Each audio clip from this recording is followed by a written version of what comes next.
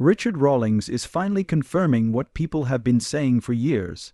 The Fast and the Furious star has been hiding a dark secret that explains why all of his marriages failed, why he sold all of his cars all of a sudden, and why Discovery really cancelled his show at age 55. He's finally ready to tell the truth about what happened in that $6 million legal battle, and trust us, it's much worse than anyone thought. Richard Rawlings was born on March 30, 1969, in a working-class neighborhood in Fort Worth, Texas. His world was already centered around cars. One of the earliest pictures of him is him as a small boy sitting proudly in a pedal-powered Volkswagen Beetle. It wasn't just a toy, it was a glimpse of what was to come. On Saturday mornings, when most kids were watching cartoons, Richard had a different routine. He'd get up with his dad at 3:00 a.m. when most of the city was still asleep and deliver newspapers. Richard did the same thing for the afternoon edition. On the weekends, he'd ride his bike from house to house collecting payments. What stood out during those rounds wasn't just the money, it was the cars. He started to notice every single one and knew which house had which make, model, and year.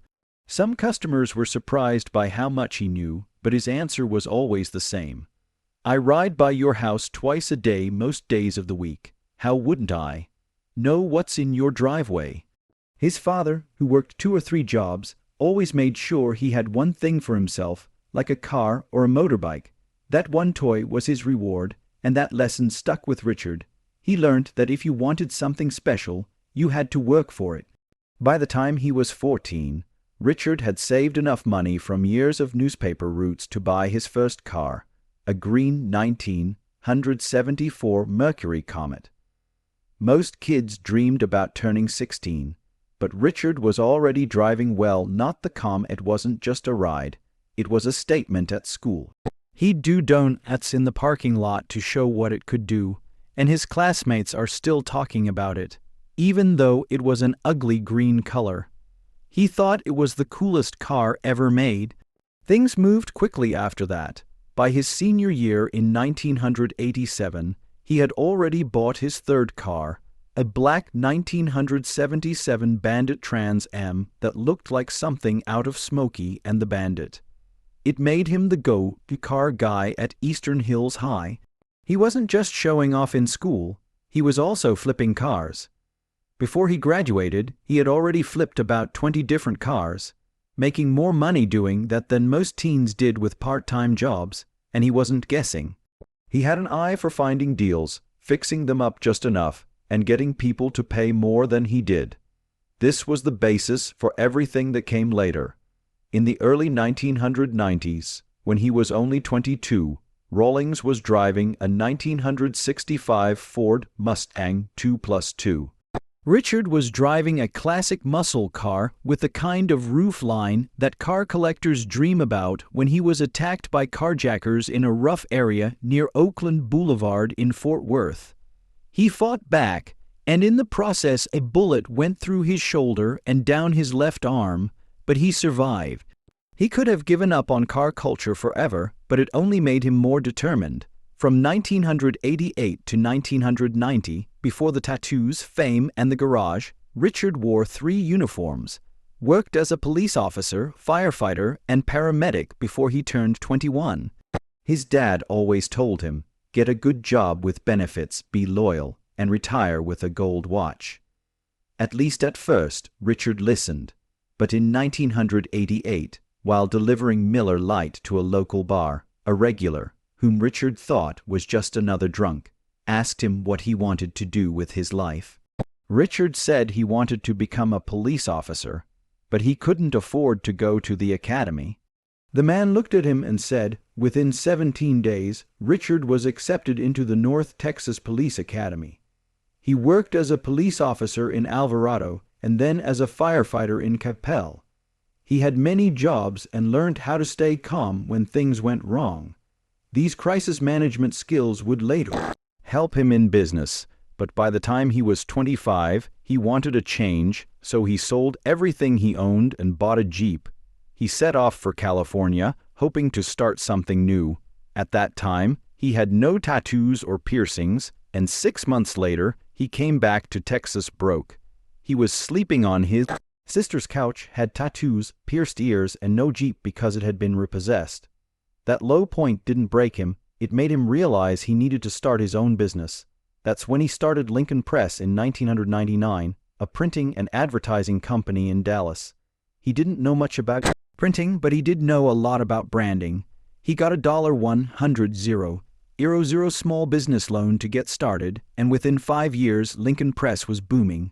In 2004, he gave a Lamborghini Gallardo to the first customer who spent $1 million. The stunt worked, and the company kept growing until he sold it. That sale gave him the money he needed to pursue his real dream, racing cars. When Richard Rawlings opened Gas Monkey Garage in Dallas in 2002, things didn't exactly take off. The shop was small, and it didn't even have running water or air conditioning. It was built with money from sale of his previous business, Lincoln Press.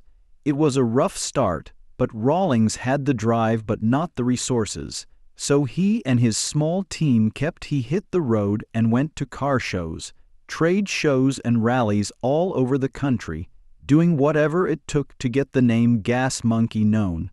In mid-2007, he and his friend Dennis Collins set out to break the Cannonball Run, which is one of the most famous records in the history of cars.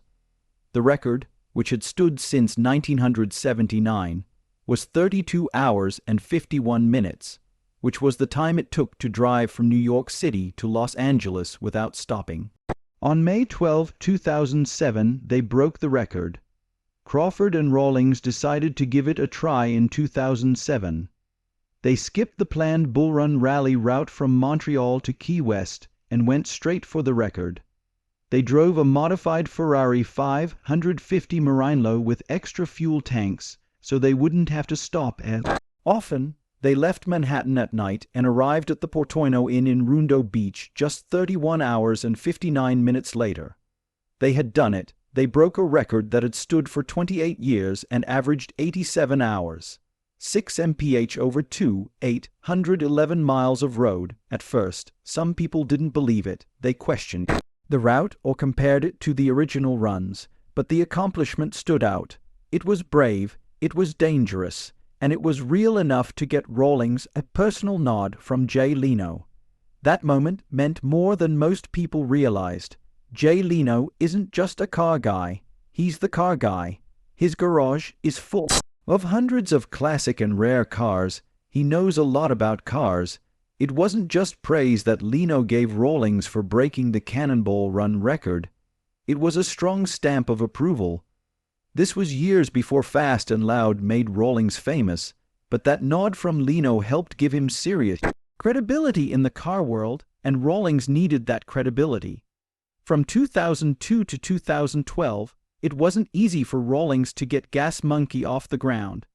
He put every dollar he had into the business and worked out of a garage with no air conditioning, no running water, and barely finding good mechanics. Was hard because they had to fight to keep the business going. Each project was a risk that had to be earned by every customer. At that point, Rawlings started pitching his idea for a show. He wanted to bring car restoration to a wider audience, not just car fans, but also families, kids, and anyone who liked a good story with some horsepower behind it. But networks didn't bite. They thought the idea was too niche or too risky. So while he waited for a chance, he kept pushing the brand by going to more car shows. It took a while, but it paid off when Discovery finally said yes in 2012. The name Gas Monkey was already well known in the car community. When Fast and Loud debuted on June 6, 2012, no one knew it would turn a Dallas garage into a global brand. At the center of it all was Richard Rawlings, who was just a guy running Gas Monkey Garage before the cameras came out. After the show took off, he became a face known in over 200 countries. It wasn't just a hit and translated into 13 languages, which made Rawlings a major player in the entertainment world almost overnight. The idea behind the show was simple but powerful. Rawlings and his team looked for old, broken-down cars that no one wanted. They fixed them up, made them shine, and then sold them for a profit. But what made the show stand out was its tone. Other shows were more dramatic or went after specific audiences, but Fast and Loud Aim Wide was aimed at everyone. Rawlings said it was something that both kids and grandparents would enjoy, as he didn't want to make just another car show. He wanted it to be fun and fast-paced, and he wanted everyone to feel welcome watching it. His plan worked. Viewers became hooked on the cars, the builds, and the energy. But the real turning point came when Rawlings used his success to go beyond TV and open restaurants, clothing lines, energy drinks, tequila, vodka, and more. The garage was still there, but it was now the base for something much bigger. By 2020, Rawlings had the show ended on June 8, 2020, after 16 seasons and 155 episodes, but the empire was stronger than ever. The show's success was due to what Rawlings called his cash money formula. He would travel across the country looking for classic cars that were in bad shape and then use tough negotiations and quick cash to close deals quickly. Sometimes he would bring thousands of dollars with him just to get a seller to say yes on the spot. He once said, "You can always buy a $10,000 car. If you have $5,000, buy this car." That line wasn't just good for TV, it was his real-life strategy, and it worked. One of the best examples of the formula in action was a Dodge Challenger that Rawlings bought for just over $40,000.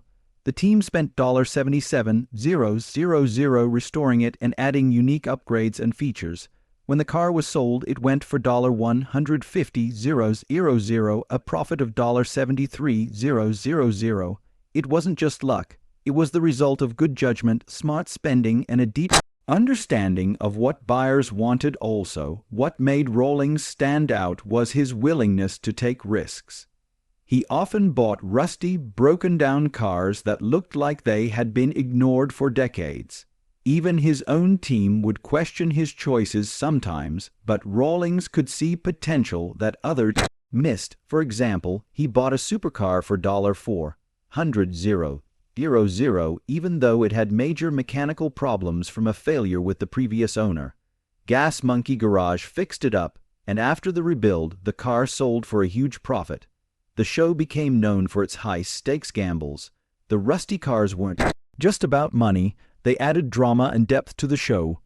Each car had a story, and each restoration had problems that had to be solved.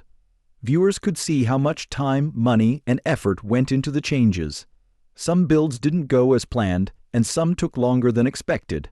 Not every car made a profit, but that was part of the appeal. It showed the risk behind the reward and gave people a real look at the business side of car restoration over time. It ran from June 2012 to June 2020, which is 8 years of builds, flips, and crazy road trips. By season 4, the show had found its groove. That season added tight deadlines, unexpected problems, and last-minute repairs that made things more exciting. Viewers never knew if the team would finish a car on time or if the deal would fall through. This mix of pressure and payoff kept people watching. But in 2020, Rawlings made a big decision about the Joe Rogers experience. He said that he was leaving. He ended his partnership with Discovery because he wanted more creative freedom and didn't want to be stuck in contracts that limited what he could do next. Leaving the network was risky, but it also opened up new opportunities. Since then, Rawlings has continued to build his brand through YouTube, new media projects, and the continued success of Gas Monkey Garage. Richard Rawlings was already well known in the automotive world, but in 2013 he decided to expand his brand beyond cars and engines. In September, he opened the first Gas Monkey Bar and Grill in Northwest Dallas. It was built on the site of the old Firewater Bar and Grill and was 19,000 square feet.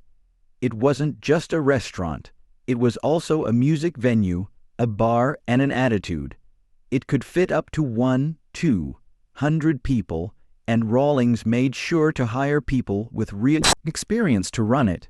He hired Alex Mendanza, who had been the general manager of the House of Blues in Las Vegas, to run the business, and David Hollister, who had been 2 days before the official opening.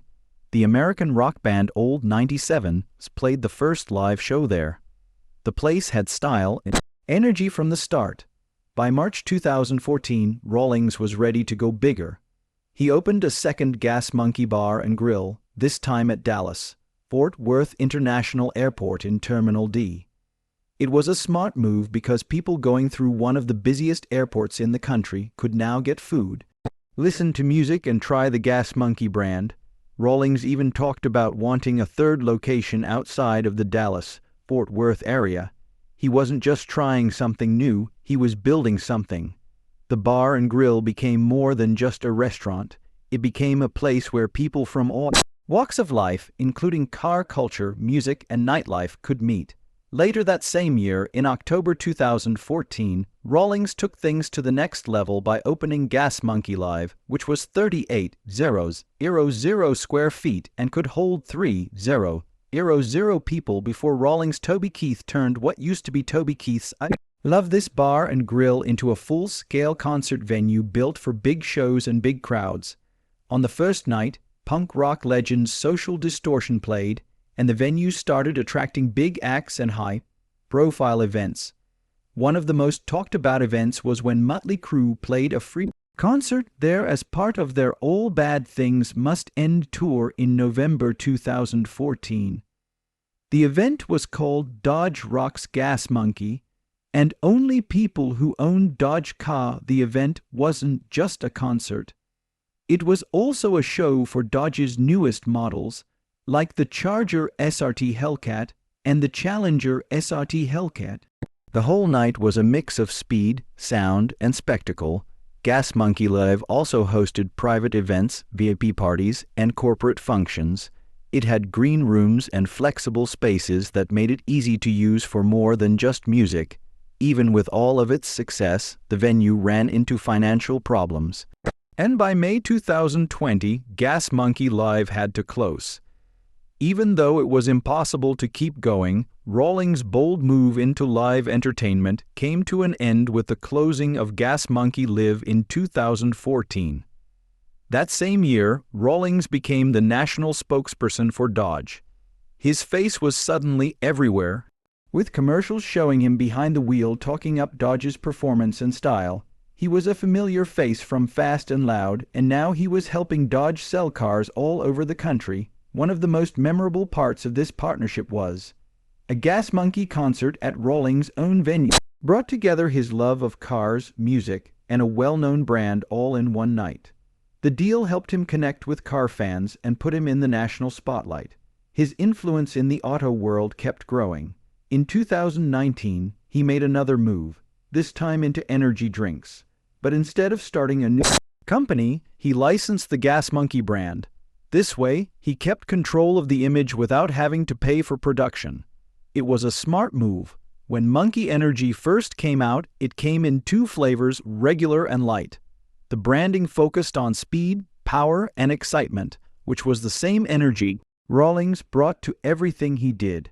By January 2025, the brand had added a third flavor called Tropical, which was a mix of mango, passion fruit, pineapple, lemon, and honey. It didn't have any high fructose corn syrup or artificial additives, so it fit well with Rawlings' lifestyle of being bold, fast, and clean. The energy drinks where Richard Rawlings has always lived life in the fast lane, like the Indianapolis 500 NH races. But while his career took off with roaring engines and TV fame, his personal life went down a rougher path. Before Fast and Loud and Gas Monkey Garage made him famous, Richard got married for the first time in 1993 when he was still trying to find his place in the automotive world. He married Karen Kay Greaves that same year, but the relationship didn't last. In 1994, they got divorced after less than a year of marriage. Rawlings wasn't famous, didn't have any fans, and wasn't in the spotlight. He was just a young man chasing his dream, and his marriage ended before it really began. Not much is known about Karen. She stayed out of the public eye, and their short time together was never in the news. But that first divorce set a pattern that showed how hard it was for him to balance his career and personal life.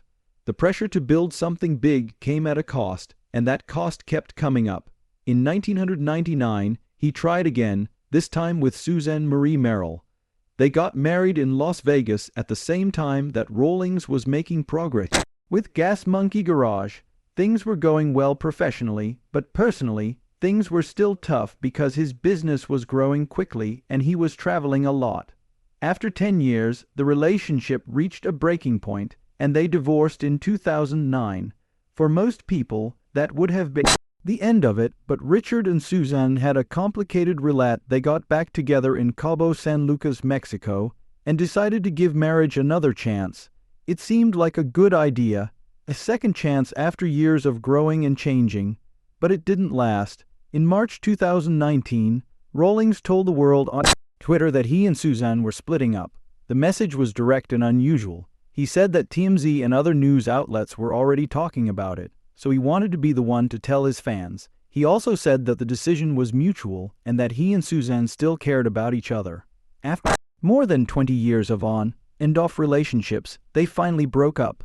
The second divorce happened quickly, and Suzanne got a financial settlement. Rawlings paid her $300,000 in 2 parts, and she kept her Mercedes SL 450 Roadster. Despite everything, Richard spoke positively about their time together, saying that they had shared something real, even if it didn't last. 2 marriages, 2 divorces with the same person both times. It showed how hard it was for him to balance his personal and professional life. Katerina Deason made headlines for another reason. She was married to Darwin Deason, a Texan billionaire who sold his company, Affiliated Computer Services, to Xerox for $6 billion. Katerina had spent years living a life full of private jets, super yachts like Apogee, and unimaginable wealth. But in 2019, her life changed. She started dating Richard soon after he broke up with Suzanne, and on August 17, 2019, Richard proposed at the Beach Alum Resort in Mexico, filling the beach with rose petals, and wrote on social media that he had found his true love.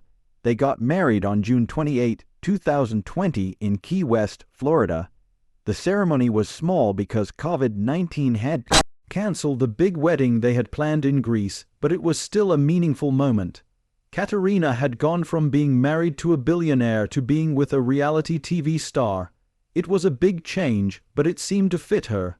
In June 2018, something unexpected happened at the Custom Car World Gas Monkey Bar and Grill. A popular SPO Gas Monkey fans and followers were shocked when the company's founder, Richard Rawlings, was sued for $6 million for libel.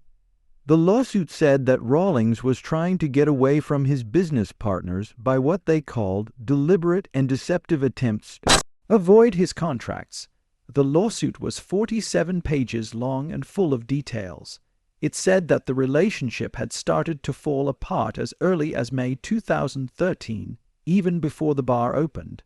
One former employee, Tim Hinkhouse, wrote an email saying he was so mean to construction workers that he was reportedly banned from the site.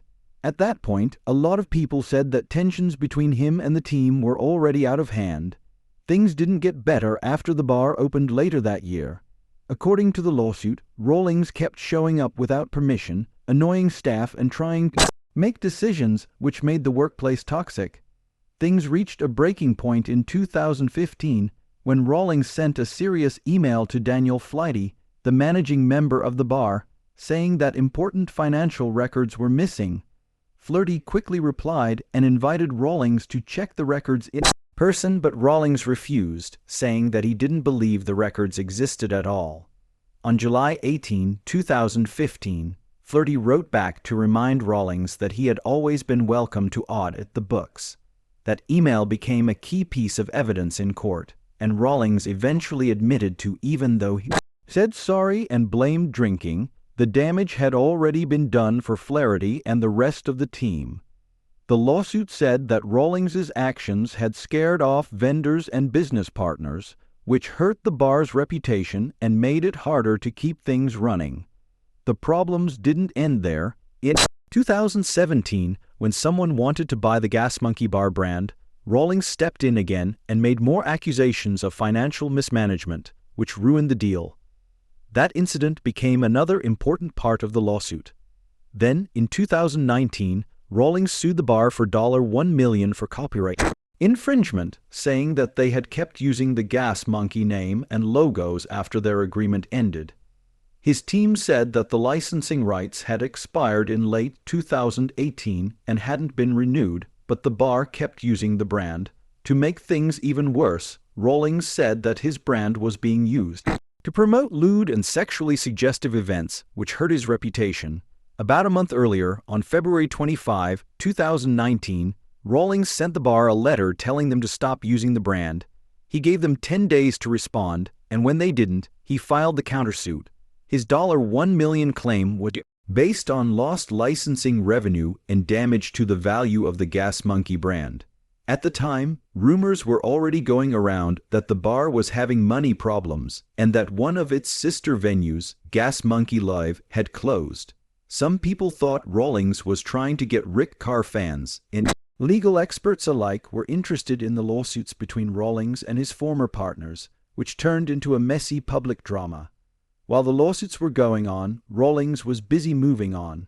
After Fast and Loud ended, he started a podcast called Monkey Trap, which gave him a chance to talk directly to fans and have guests from all kinds of fields. One of his guests was Cord Newman, a Hollywood stuntman famous for setting himself on fire during a movie.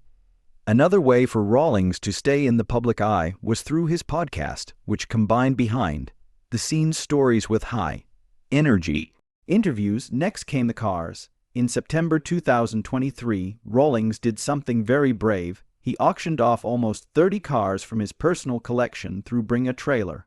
The total sales were $180.93.